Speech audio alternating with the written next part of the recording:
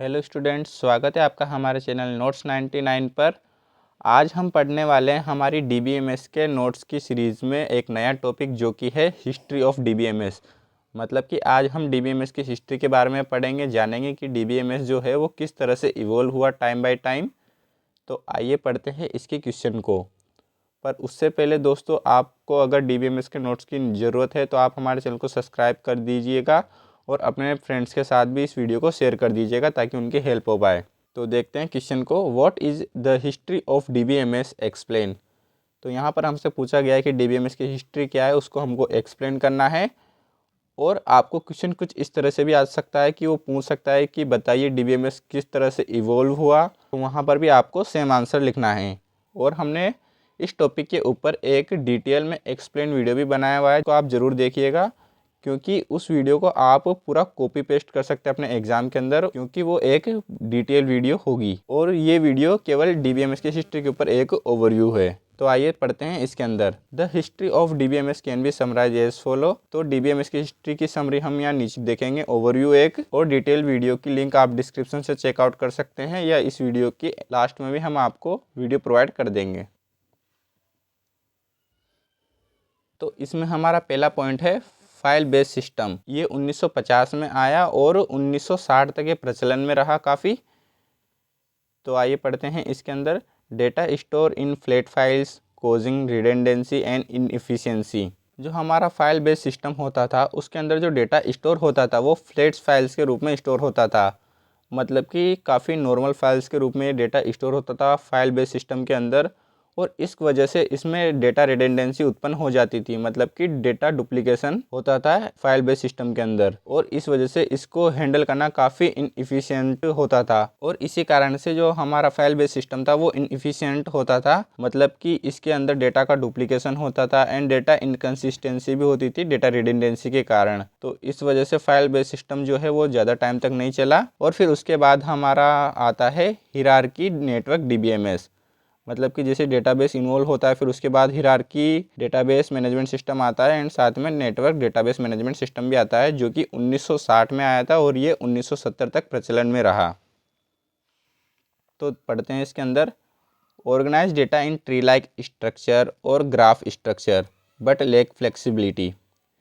जो हमारा hierarchy database management system था वो डेटा को एक ट्री लाइक स्ट्रक्चर के अंदर ऑर्गेनाइज करता था, मतलब कि एक ट्री वाले स्ट्रक्चर के अंदर डेटा को ये स्टोर करता था एंड ऑर्गेनाइज भी करता था। इसके अंदर एक पेरेंट नोड होती थी जो कि चाइल्ड नोड से जुड़ी हुई रहती थी। तो ये एक ट्री की तरह स्ट्रक्चर बनाता था हमारा हिरार्की डेटाबेस मैनेजमेंट सिस्टम। और फिर आता था हमारा नेटवर्क डीबीएमएस, मतलब कि नेटवर्क डेटाबेस मैनेजमेंट सिस्टम, जो कि एक ग्राफ वाले फॉर्म में डेटा को स्टोर करता था, डेटा को ऑर्गेनाइज करता था। तो ये जो हमारा नेटवर्क डेटाबेस मैनेजमेंट सिस्टम होता था ये एक ग्राफ लाइक स्ट्रक्चर के अंदर होता था। परंतु ये जो दोनों डीबीएमएस थे इनके अंदर एक प्रॉब्लम थी जो कि थी लेक फ्लेक्सिबिलिटी। इनके अंदर काफ़ी कम फ्लेक्सिबिलिटी थी और इनको यूज़ करना भी काफ़ी हार्ड होता था।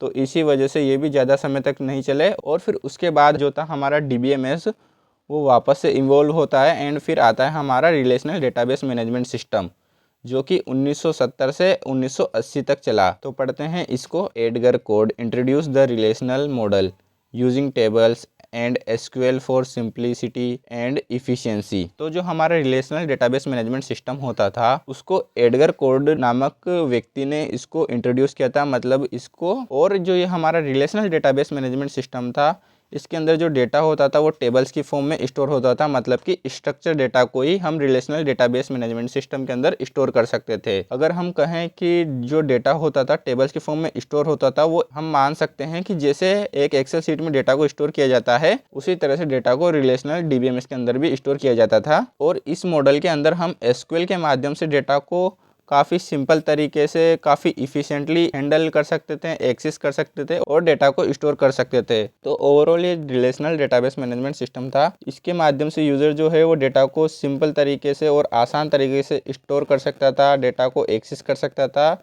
और इफ़िशिएंट मैनर में उसको हैंडल कर सकते थे, क्योंकि इसके अंदर जो था स्ट्रक्चर डेटा स्टोर होता था जो कि टेबल्स की फॉर्म में स्टोर किया जाता था और डेटा को एसक्यूएल के माध्यम से हम आसानी से एक्सेस कर सकते थे। इसके एग्जाम्पल देख लेते हैं हम, जैसे कि Oracle, MySQL and IBM system are.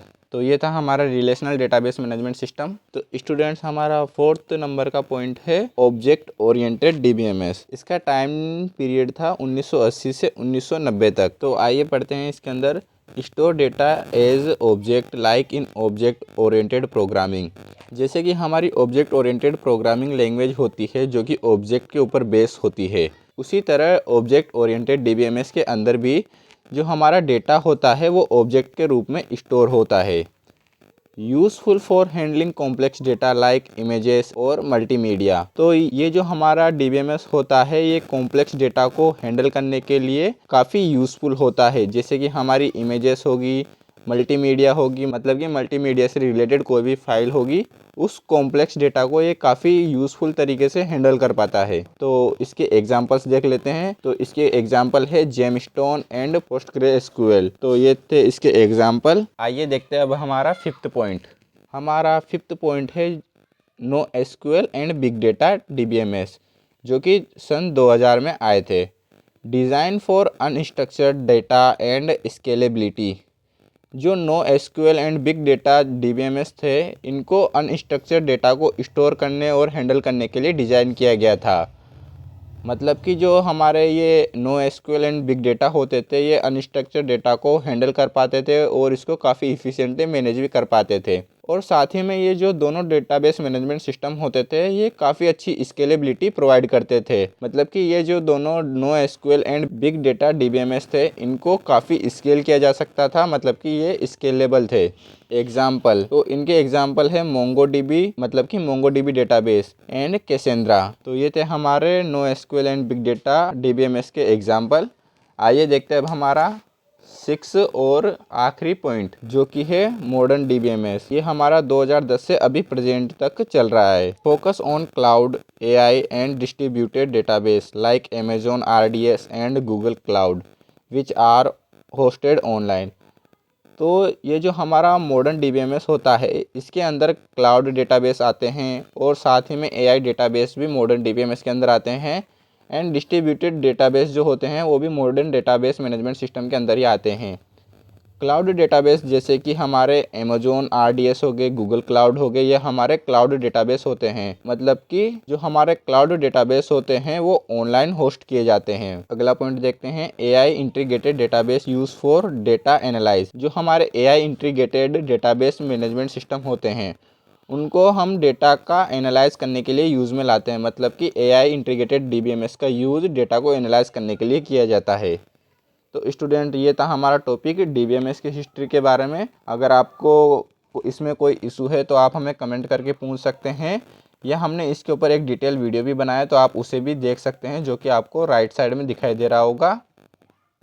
और हमारे चैनल को शेयर ज़रूर करिएगा अपने दोस्तों के साथ। Thank you.